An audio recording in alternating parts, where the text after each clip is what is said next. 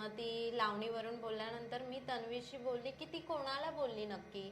मग ते बोलले की तुला नाही बोलली ती. मी म्हटलं ठीक आहे, पण लावणी क्षेत्रातली एकच मुलगी ह्या घरात आहे ती मी आहे, मग तू जर लावणीवरून बोलतेस तर मलाच बोलणार.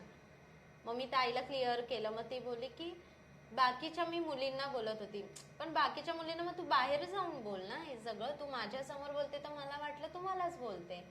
तर असं माझी भांडणं झाली तिच्यासोबत. मी म्हटलं तू सिनियर आहेस म्हणून इज्जत करते तुझी, की तू सिनियर आहेस म्हणून, आणि जर तू आत्ताची मुलगी असती ना तू पण आमच्या सारखीच असती.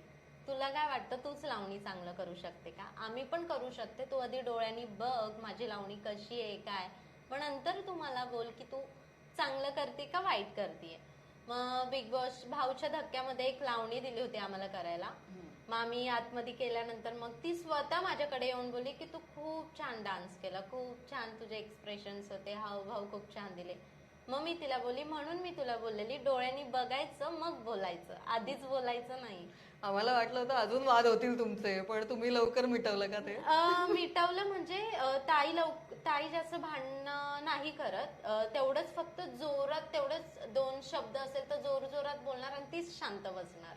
असे आता एवढे दिवस आहे तर मी तिला ओळखलंय की ती 2-3 कोणाच्या पण मुद्द्यात जाणार, 2-3 वेळा जोर जोरात बोलणार, नंतर शांत बसणार, तीच निघून जाणार म्हणजे तिकडनं असं. आणि तुझाही स्वभाव जास्त भांडण्याचा नाहीये का तसा? नाही, मला जास्त म्हणजे मला माझ्या मुद्द्यामध्येच बोलायला आवडतं. कोणाच्या पण मुद्द्यामध्ये जाऊन आपण आपलं हे करणं ते मला नाही आवडत. आणि रुचिता ह्या लोकांना पण मी हेच सांगत होते, बिग बॉस गेम म्हणजे काही भांडणाचं नाहीये, फक्त भांडणं करून काय होत नाही. कारण काही जण आवाज खूप जास्त हा, दाखवतात. आवाज खूप जास्त दाखवतात, मी आहे असं. मी काय मी आहे करून बाहेरच जाणार आहे एक दिवशी असं मी बोलून आले. त्यांच्याबद्दल